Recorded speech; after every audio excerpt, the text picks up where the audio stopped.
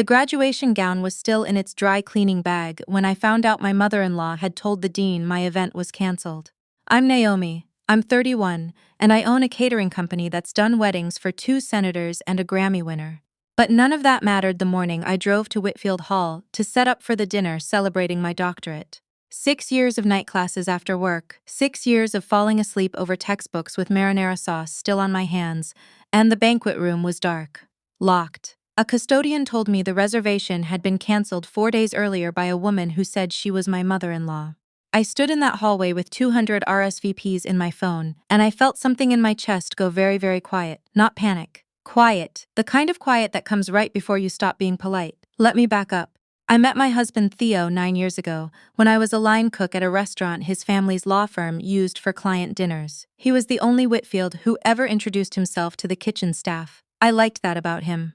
I liked a lot about him, actually, enough that I married into a family who from the very first Thanksgiving made it clear they considered me a transitional phase Theo would eventually grow out of, like a goatee or a motorcycle.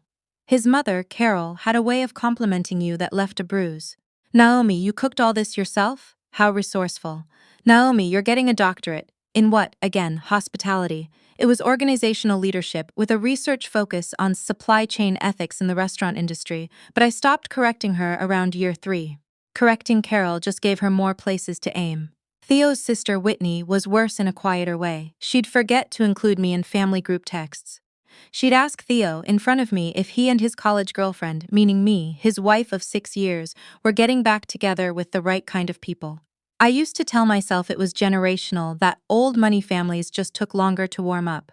I told myself a lot of things. What I never told myself, because I genuinely didn't know it yet, was that Carol Whitfield sat on the board of the very same university where I'd just finished my doctorate, and that the board had final sign-off on which campus venues got released for private events on short notice.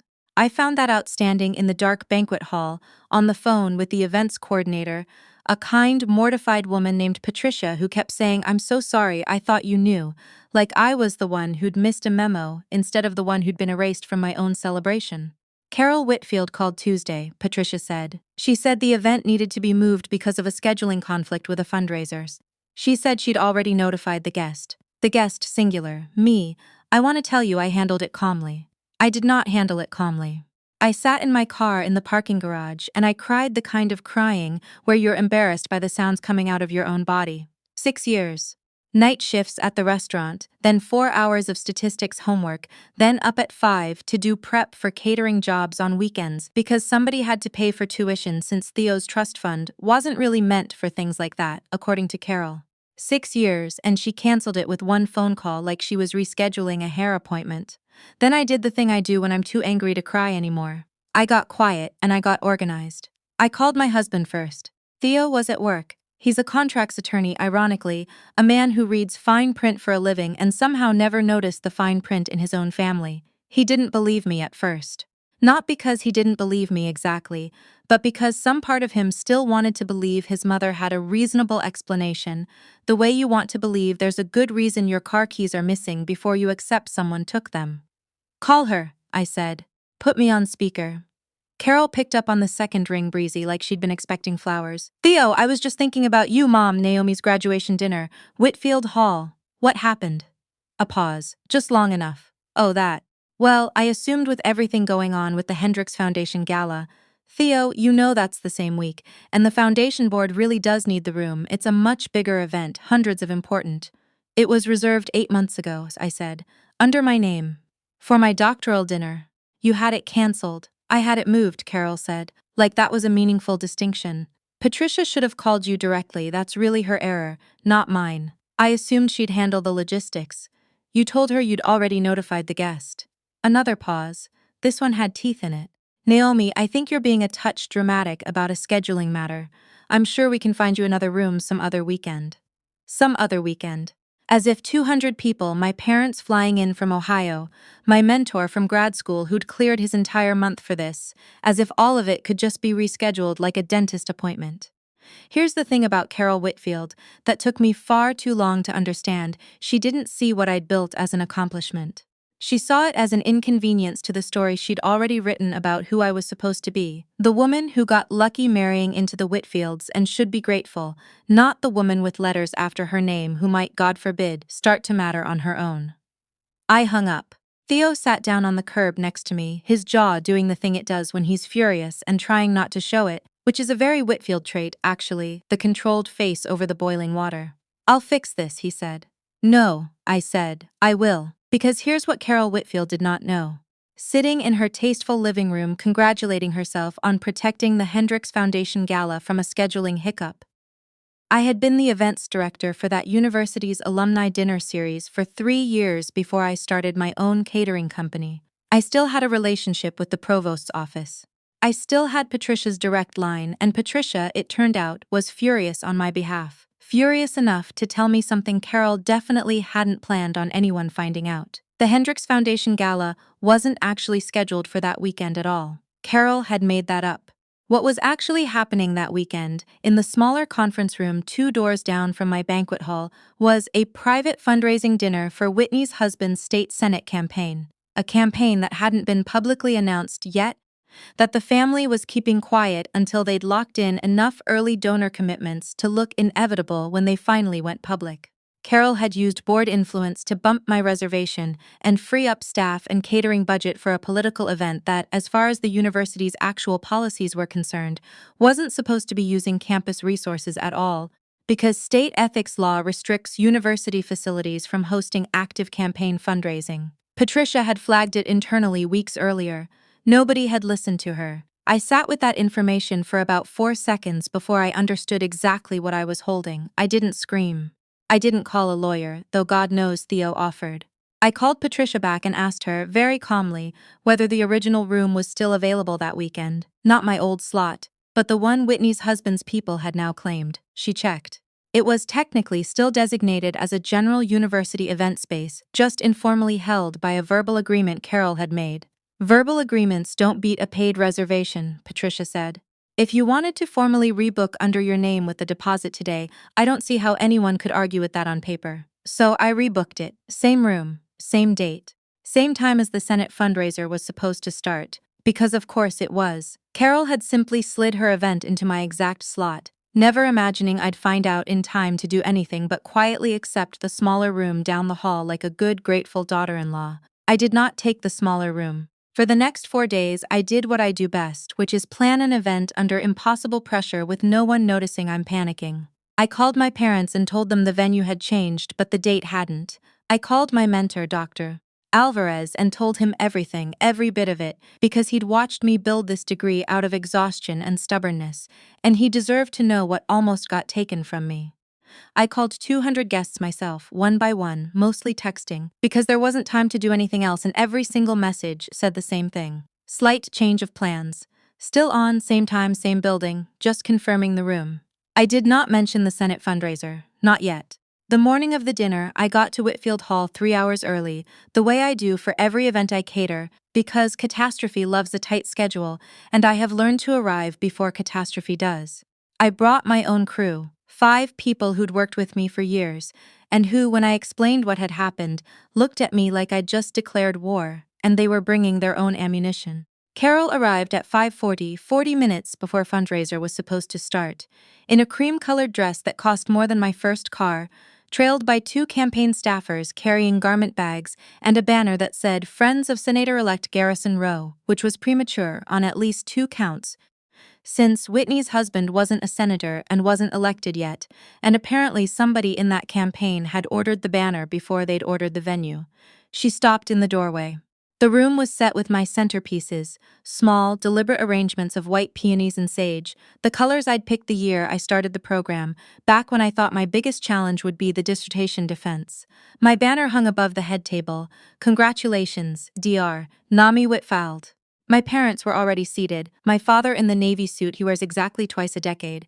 Dr. Alvarez stood near the podium reviewing his notes for the toast he'd insisted on giving. "What is this?" Carol said. Not a question, an accusation dressed as confusion. "My dinner," I said. "The one you canceled. This room is reserved for. It's reserved under my name. I have the confirmation and the paid deposit from this morning. I can show you the email if you'd like."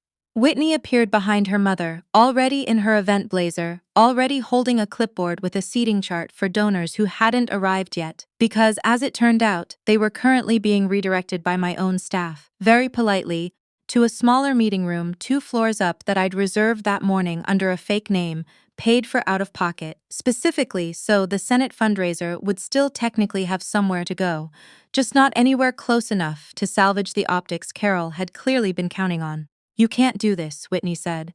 "I'm not doing anything except hosting the dinner I scheduled 8 months ago," I said. "You're the ones who showed up to the wrong room." Carol's face did something I'd genuinely never seen it do before. It cracked, just slightly, the careful composure slipping enough that for 1 second she looked less like a woman accustomed to getting her way and more like a woman realizing, in real time, that she hadn't actually thought past the part where she assumed I'd quietly disappear. "Theo," she said, turning to my husband, who'd been standing by the door this entire time, arms crossed, watching his mother try to bulldoze his wife's graduation dinner with the exact expression he gets in court when opposing counsel is about to lose badly and doesn't know it yet. "Talk some sense into her." "I think she's making perfect sense," Theo said. "You stole my wife's dinner to throw a fundraiser for an unannounced campaign on university property, which, by the way, Patricia mentioned to me this afternoon, is a pretty significant ethics violation for a public institution." "You want to talk about sense, Mom? Let's talk about that." I want to say the room went silent, but it didn't, not exactly. It went the kind of quiet that's louder than noise, where you can hear every donor staffer in the hallway suddenly very interested in their phones. Carol opened her mouth to argue and then closed it because there was genuinely nothing left to argue with. The reservation was mine. The room was mine.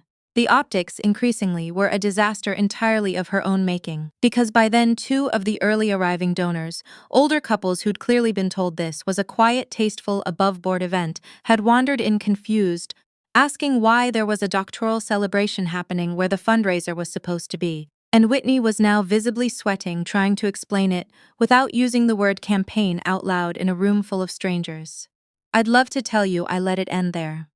I didn't, because Carol had spent 6 years teaching me, very thoroughly, what it felt like to be quietly erased, and I'd learned the lesson well enough to know that quiet erasure only works on people who don't have anywhere else to go. I had somewhere else to go. I picked up my phone and called Patricia back, on speaker in front of all of them. "Patricia, it's Naomi. I think there may have been some confusion tonight about unauthorized use of a university room for political fundraising. Is there someone in compliance I should loop in, just so there's no mix-up going forward?" I didn't say it as a threat. I didn't have to. Carol understood exactly what I was offering her, a choice between leaving quietly right now or staying long enough for a compliance officer to start asking why a state senate campaign had been using board influence to commandeer public university space. She left. Whitney left 30 seconds later, dragging the friends of Senator-elect Garrison Rowe banner with her like it was evidence at a crime scene, which, in a sense, it nearly was. The dinner went on exactly as planned, except better, because there's nothing quite like watching your mother-in-law's campaign fundraiser get evicted from your hallway to make grilled salmon taste like victory. Dr. Alvarez gave his toast.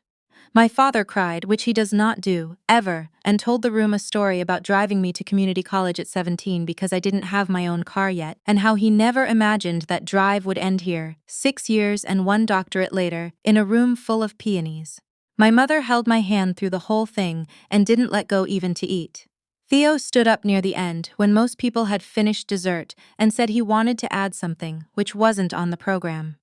He talked about the years of night classes, the catering jobs at 6 in the morning, the way I'd built something entirely my own without a single dollar of Whitfield money, and how he was done pretending his family's coldness toward me was something he could fix from the inside by staying quiet. "My mother tried to erase tonight," he said. "She's not going to get to erase the next one, or the one after that, because I'm done letting her. I won't pretend everything got fixed after that night." Carol didn't apologize. Carol has never apologized for anything in the 9 years I've known her, and I doubt she started for me. But something shifted permanently in how Theo dealt with her and in how I let myself be treated. I stopped going to Whitfield family dinners where I was the punchline nobody bothered to explain.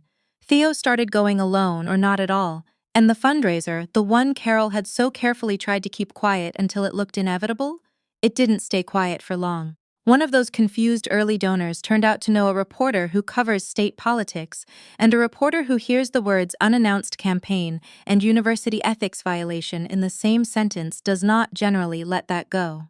Garrison Rowe's campaign limped into its public launch a month later under a cloud it never fully shook, and I'll admit I did not lose any sleep over that part. 6 years of work, 1 degree, and one night where the Whitfields finally found out that the woman they kept underestimating had been quietly learning, this whole time, exactly how their world worked. Better, in the end, than they did. I think about that banquet hall sometimes, the peonies, my father's suit, the sound of Theo's voice saying he was done letting her, and I don't feel angry anymore when I remember it. I feel something steadier than that. I feel like the night I finally stopped asking to be let into the room and just walked in and turned the lights on myself.